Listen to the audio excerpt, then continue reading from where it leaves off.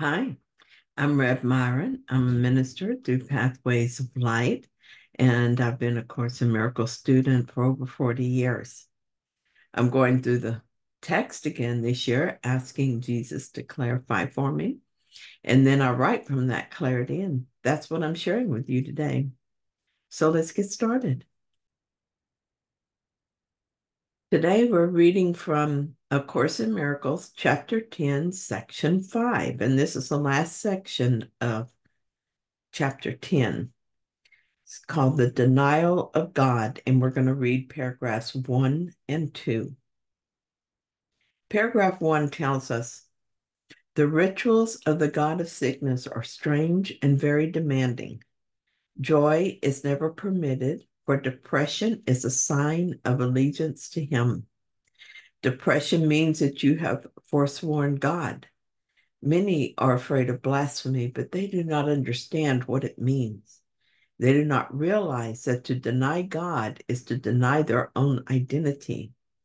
And in this sense, the wages of sin is death. The sense is very literal. Denial of life perceives its opposite, as all forms of denial replace what is with what is not.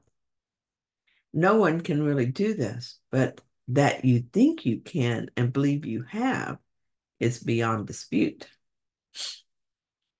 I went through a period of relinquishing fear and then another of relinquishing guilt. Both were very intense, and while in the middle of doing this, I would often forget that looking with the Holy Spirit at guilt and fear was what I wanted. I would get caught up in these beliefs and think I was guilty or that I was afraid. I would think that I had forgotten everything I'd ever learned and that I had no way out. Then I would remember the truth. It was like a drowning person surfacing and gasping for breath and so thankful for air. Then looking around and realized I was drowning in a foot of water. I would have to laugh. Then I would be immersed in fear and guilt again, and the process would start over.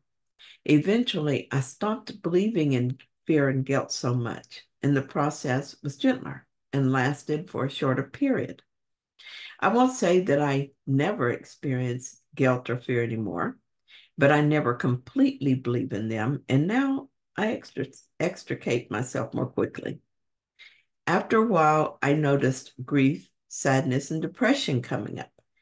I thought I was through with depression, but evidently the belief in depression was still rooted in my mind. So it is coming up for me to look at and to release, just as I did with guilt and fear.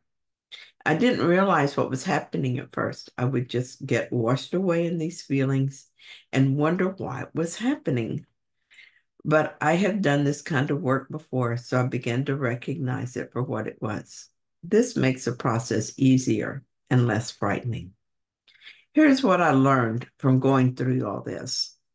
First, it is not a sign that the truth is not true, nor is it a punishment or proof that I'm not loved by God. There's no reason to be upset. It is actually a good thing that these beliefs are surfacing to be looked at and released. I remind myself of this when I start to feel upset about them.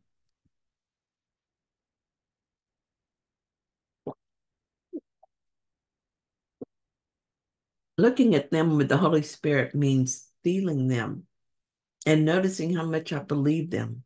So it's not pleasant, but it doesn't have to be scary. So the second thing is that I welcome them as much as I can. I don't push these feelings away or deny them. I don't project them, nor do I try to bury them. At least I do my best with this. And when I notice I'm in denial or I am projecting, I stop. These are ego strategies and they don't work. Thirdly, as I become aware of the feelings and the beliefs that source the feelings, I release them to the Holy Spirit. I cannot undo this on my own. This is His function. And so I give it to Him. The ego will try to take over and offer suggestions to get rid of the feelings. It will suggest medication, therapy, blame, and eventually will suggest self-annihilation, as its true desire for me is death. The Holy Spirit, on the other hand, will offer true healing. And so I reject the ego solutions and release the problem to Him. And finally, I sit with these feelings, releasing them as best as I can. I notice how hard the ego tries to cling to them. The ego just loves all this drama, this focus on separation and misery. So I choose the opposite. I remind myself of the truth of my being. I direct my mind to look away from the darkness and toward the light. The more firmly I make this choice, the more quickly I experience relief and the less intense the feelings when they surface. So, paragraph 2 tells us, do not forget, however, that to deny God will inevitably result in projection, and you will believe that others and not yourself have done this to you. You must receive the message you give because it is a message you want. You may believe that you judge your brothers by the messages they give you, but you have judged them by the message you give to them. Do not attribute your denial of joy to them, or you cannot see the spark in them that would bring joy to you. It is a denial of the spark that brings depression, for whenever you see your brothers without it, you are denying God. When I read the words that say, I deny God, it seems like that can't be true. Yet when I think about all I do, say, and feel that is opposite to God, I realize it must be true. When I express guilt in any way, I deny God because there is no guilt in God. One day, my internet went out and I was frustrated because I had plans to work on my computer. There's no frustration in God, so I was denying God in that moment. I was worshiping at the ego's altar. As Jesus says, when I deny God, I will inevitably project. And this is what I did. I projected onto the internet, people. I thought about how it seems every time it rains, my internet goes out. They have one job to do to keep the internet working, and they can't seem to do it. As I had these thoughts, I felt worse and worse. I felt dark and heavy. A part of my mind was aware of this, noticing the guilt thoughts, the projection, the inevitable effect of projecting guilt. But I was caught up in my stories of guilt and had a hard time letting them go. When I talked to the internet technician, I felt like I was talking to the enemy, like it was his fault my life took a wrong turn. In so doing, I failed to see the spark in him that would have brought me joy. As Jesus says, it's a denial of the spark that brings depression. Whenever you see your brothers without it, you are denying God. All this happened on a Saturday. Then Sunday morning, I was reading this post by Paul West, in which he reminded us that there is a beautiful and completely neutral world out there over which we have placed our guilty thoughts. I had to laugh because this is what I did. I made the internet folks guilty for screwing up my day. The more I thought about it, the more I realized I could have asked the Holy Spirit what this was for. I could have listened to guidance about what to do next and had a really good time. When life sucks, all that means is the thoughts in our mind suck, that we are splattering guilt all over a perfectly neutral world.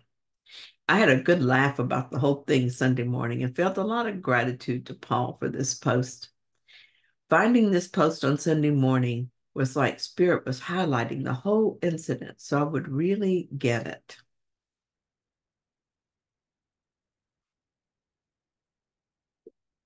Once again, I remind myself that I am not the victim of the world. I am the maker of it. Listening to the ego mind will always make a depressing world, just as allegiance to God will always show me the beautiful world that exists just behind my projections. My internet went out again on Sunday, and I did other things. When I eventually called in, the technician was helpful. I told him he was a genius. He laughed, and we said goodbye. The happy ending was there all along, but to experience it, I had to desire it more than I desired the right to be unfairly treated. Here's a part of Paul's posting that was especially helpful when I read it. What this also reveals, as ACIM would confirm, is that just because the world currently looks a certain way, or the people seem to be in a certain mood, or I'm experiencing it in a certain mindset, or I have a feeling about it, this does not mean that these things are objectively real. If I'm perceiving that other people are unloving, unkind, hateful, fear-inducing, etc., this shows me simply that there is content in my own mind that I am seeing overlaid on my experience of reality, making it seem as though the world sucks. The Course speaks of the forgiven world, a world that you see when you have forgiven yourself. It is a neutral world with no false meaning given to it. It is a lovely world, a beautiful world, a world of such clarity. If we are not seeing that world, it is because we have blocks in our awareness. We have blocks to the awareness of Love's presence, and that is what A Course in Miracles aims to help remove. As he finishes the post, he reminds us that we're always seeing our own stuff.